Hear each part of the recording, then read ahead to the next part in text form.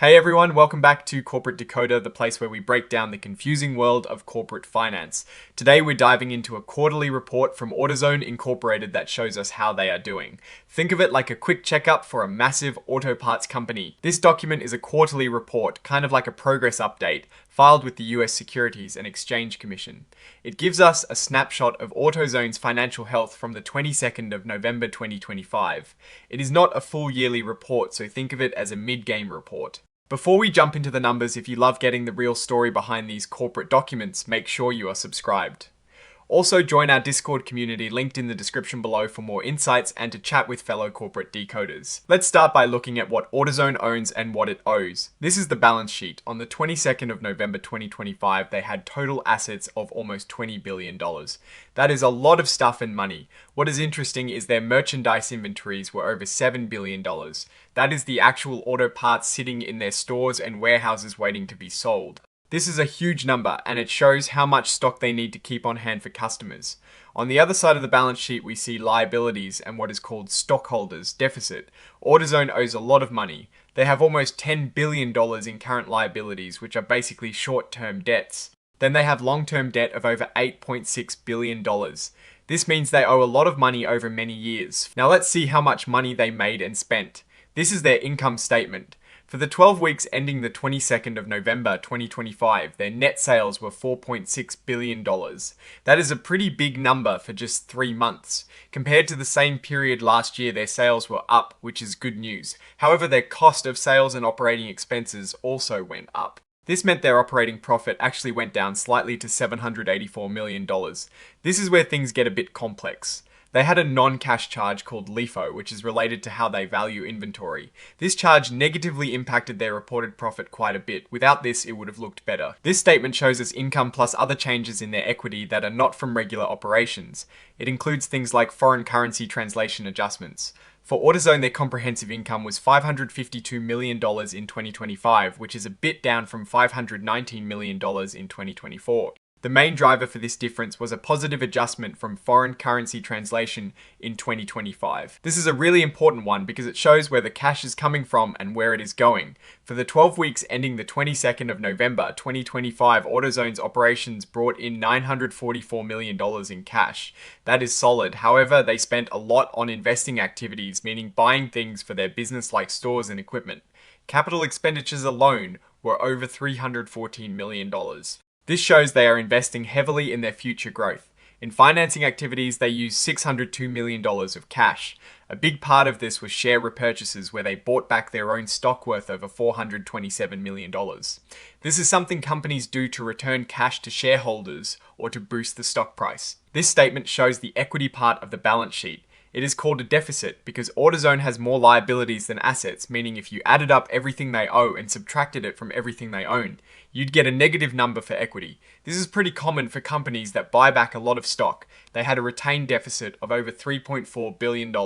This means from accumulated losses minus profits throughout their history, they are in a deficit. This note is basically the intro saying these are unaudited financial statements prepared according to us accounting rules. It reminds us that short-term results may not predict long-term performance. They also mention a few new accounting rules they are looking at but don't expect it to materially affect them. Here they explain how they value their inventory. They use LIFO, last in first out, which is a common accounting method. What is interesting is they talk about LIFO credit reserve, showing that inflation is affecting the cost of their merchandise. This is a bit technical, but it talks about investments in tax credit funds that generate returns through tax credits. AUTOZONE has determined they are not the main beneficiary of these and account for them using the equity method. Their maximum exposure here is about $64 million. This section talks about how they determine the fair value of assets and liabilities. They explain the levels of inputs used to get these values. Level 1 is based on quoted prices in active markets. Level 2 uses other observable inputs. Level 3 uses unobservable inputs. Most of their marketable debt securities fall into level 1 and level 2, meaning their values are pretty solid and not based on wild guesses. This breaks down their investments in things like corporate bonds and government bonds. They have about $131 million in these securities. Most of them are considered safe with unrealized gains or losses being small. They also mention that almost $119 million of these securities are held in a trust to back obligations for insurance. AUTOZONE is capitalizing costs for cloud computing setup, which is pretty standard. This means they are treating these setup costs like long-term assets. They have about $34 million capitalized in long-term assets for this. This is a really interesting one. AUTOZONE has set up programs with banks to pay their suppliers. This allows suppliers to get paid faster by the banks, and AUTOZONE still pays the bank on the original due date.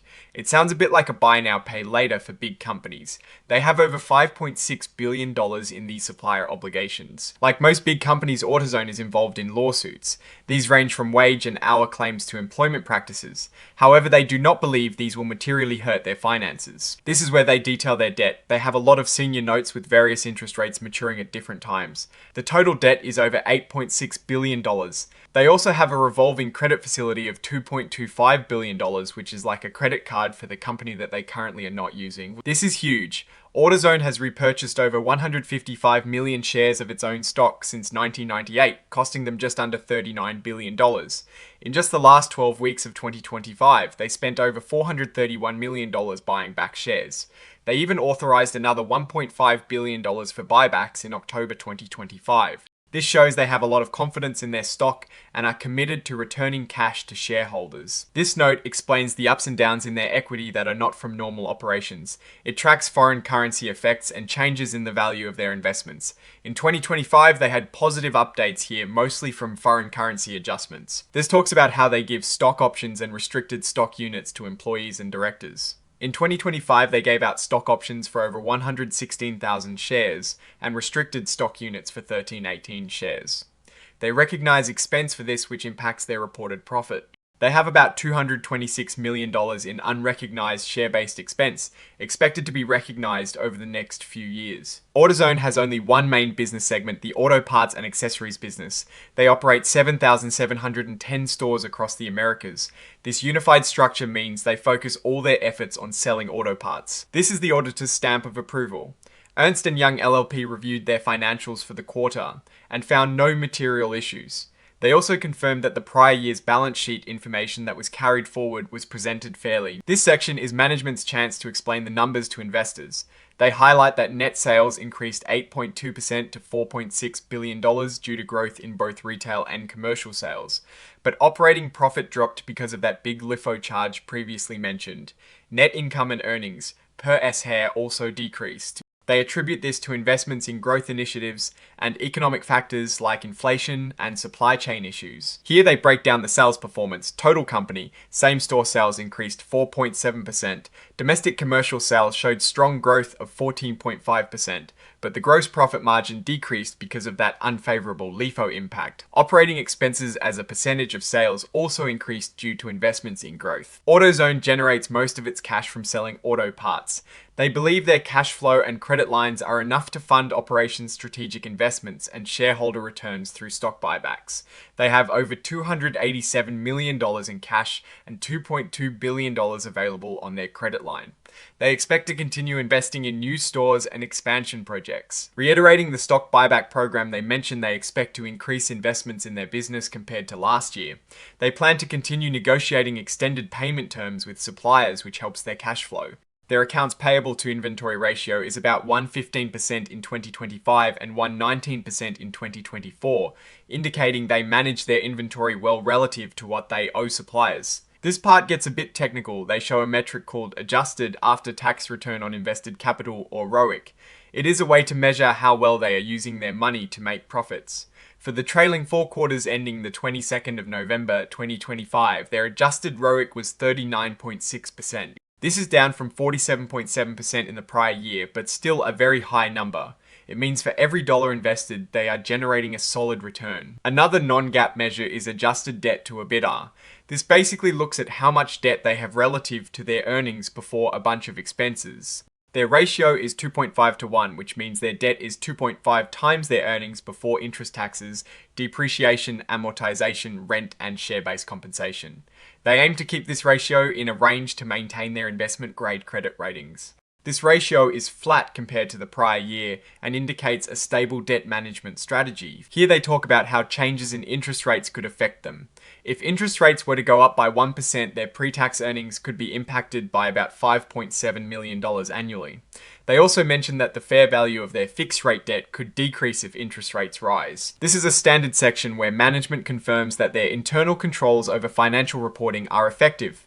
Nothing out of the ordinary here. They state that there have been no material changes to their risk factors since their last annual report. This means the risks they outlined previously, like competition, economic conditions, and supply chain issues, are still the main concerns. This table details their stock repurchases during the quarter. They bought back over 107,000 shares for nearly $431 million. The average price paid per S-share was around $4,000. The remaining authorized amount for future repurchases is substantial at over $1.7 billion. This lists all the legal documents and agreements attached to the filing. It includes things like their articles of incorporation, bylaws, and forms of stock award agreements. Now let's look at the bigger picture. AUTOZONE is a titan in the auto parts industry. They are making a lot of money with strong sales growth, especially in their commercial segment. Their significant investment in new stores and expansion projects shows a clear strategy for future growth. However, the company is carrying a lot of debt, over $8.6 billion, and its equity is in a deficit, which is largely due to their aggressive stock repurchase program. While this program returns value to shareholders, it also reduces the equity base. The LIFO charge impacted their reported profits in this quarter, but it is a non-cash item and doesn't affect their actual cash generation. Their investment strategy and cash flow management appear sound. They are navigating economic uncertainties well. The share buybacks indicate management's confidence in the company's future prospects and its ability to generate cash. Looking ahead, AUTOZONE continues to invest in its physical footprint and likely in its digital presence as well.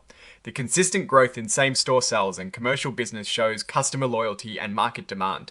The key will be managing their debt levels while continuing these growth investments.